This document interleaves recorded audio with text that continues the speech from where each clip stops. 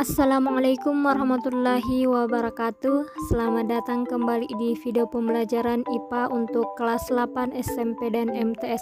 Selamat datang di semester genap dan tetap semangat untuk mengikuti BDR di masa pandemi.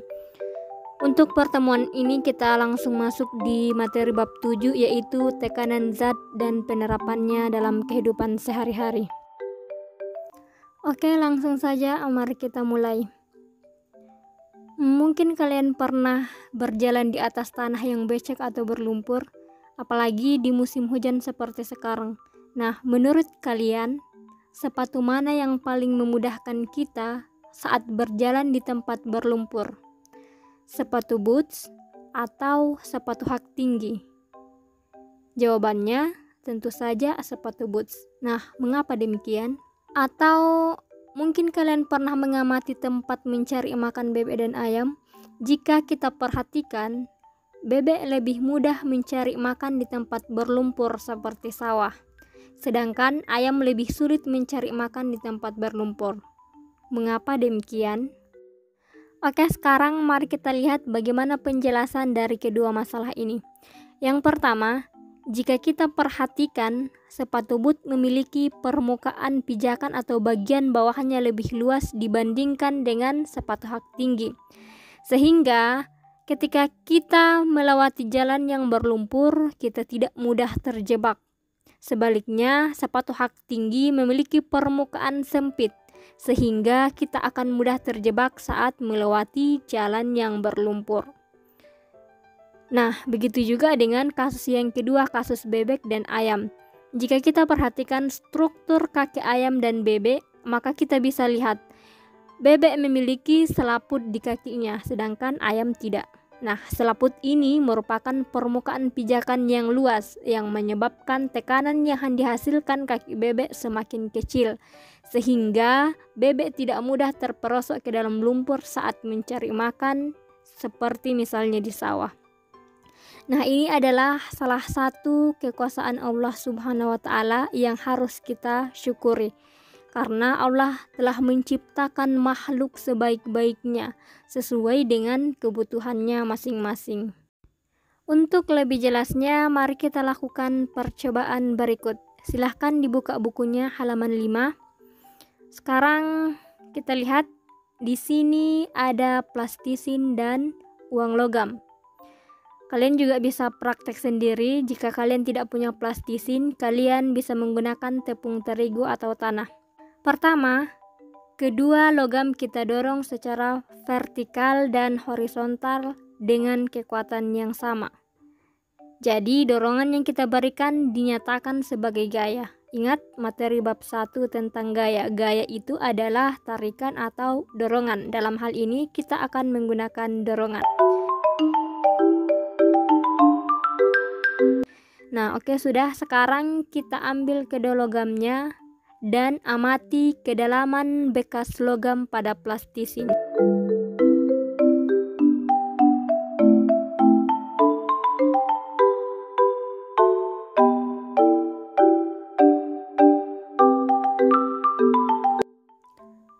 Percobaan selanjutnya, kita siapkan kembali plastisin dan logamnya.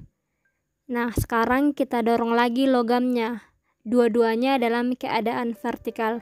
Tadi kan yang satu vertikal, yang satu horizontal. Nah, sekarang dua-duanya vertikal.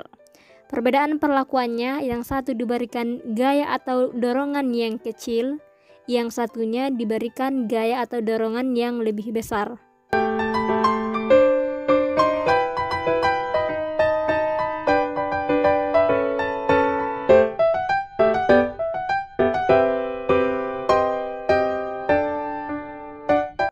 Sekarang kita ambil logamnya dan kita amati lagi.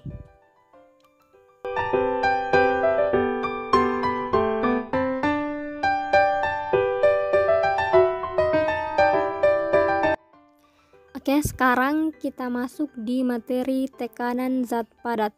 Nah, kita bisa mendefinisikan tekanan sebagai besarnya gaya yang bekerja pada tiap satuan luas bidang tekan. Nah, dari percobaan yang telah kita lakukan, ada 3 komponen penting yang harus diperhatikan.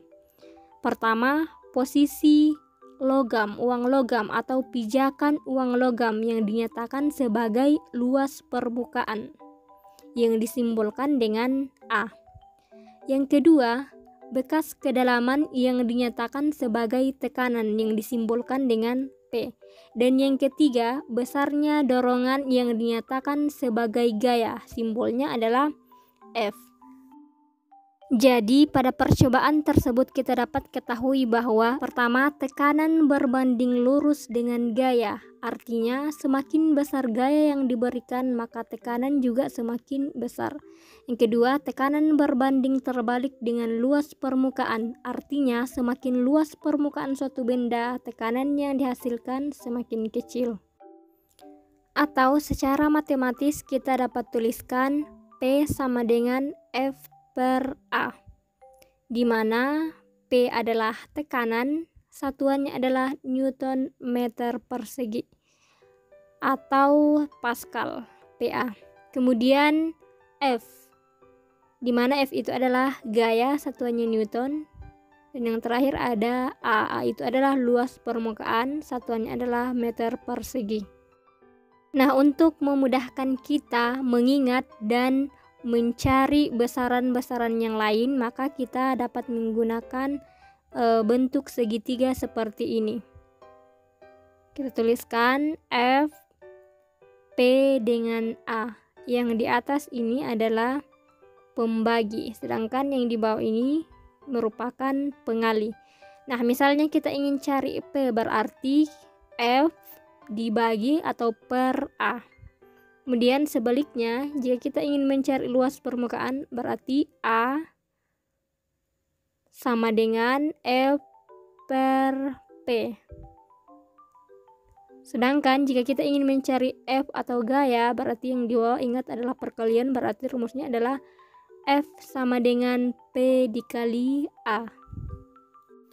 Oke, kita langsung lihat contohnya. Ini adalah contoh yang pertama. Sebuah gaya 25 Newton bekerja pada benda dengan luas penampang 20 cm persegi. Hitunglah tekanan yang dihasilkan benda tersebut dalam satuan Pascal. Sekarang kita jawab bersama. Diketahui, sudah jelas di atas, yang diketahui adalah gaya F sama dengan 25 Newton. Kemudian luas penampangnya 20 cm persegi. Dan yang ditanyakan adalah tekanan yang disimbolkan dengan P. Sekarang kita selesaikan. A itu harusnya satuannya adalah meter persegi. Ini masih dalam satuan cm persegi, berarti kita harus rubah dalam meter persegi. Kalau kita lihat tangganya, berarti kalau cm ke meter berarti itu naik 2 tangga, karena pangkat 2 berarti satu kali naik dibagi dengan 100, berarti dibagi dengan 10.000. Jadinya 20 bagi 10.000. Hasilnya adalah 0,002 meter persegi.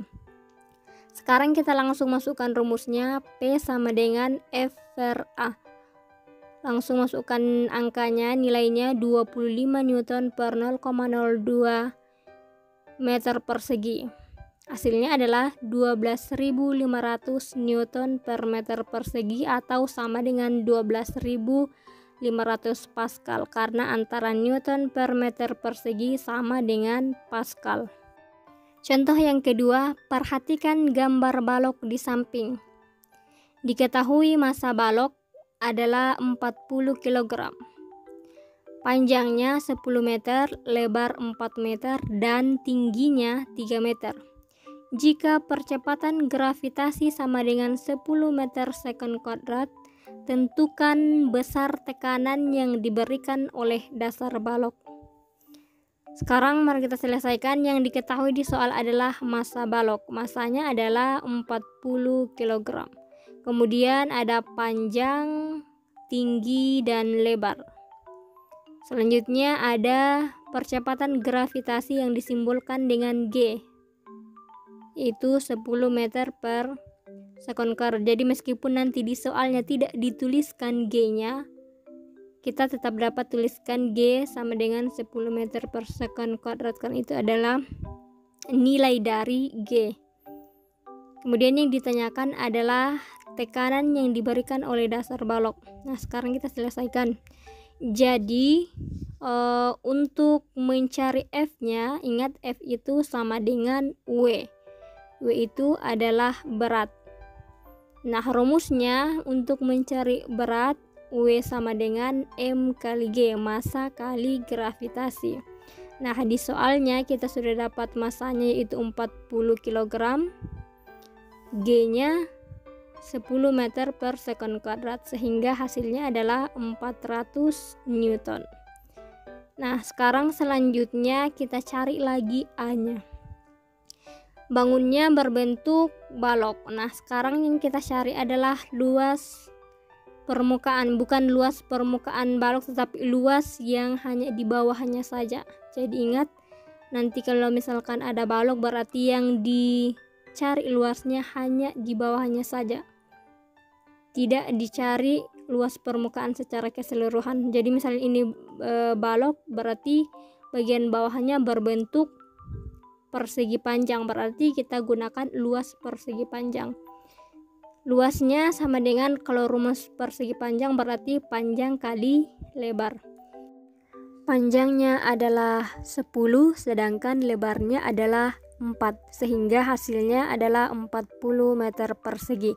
Nah, sekarang kita cari lagi tekanannya. Tekanan rumusnya adalah F per A, di mana F-nya tadi 400 Newton sedangkan luas permukaannya adalah 40 meter persegi, sehingga kita bisa dapatkan 10 Newton per meter persegi. Jadi tekanannya adalah 10 Newton per meter persegi. Nah, contoh lain dari tekanan pada zat padat dapat kita lihat pada mata kapak yang dibuat tajam ujungnya. Ini berfungsi untuk memperbesar tekanan sehingga memudahkan dalam membelah kayu.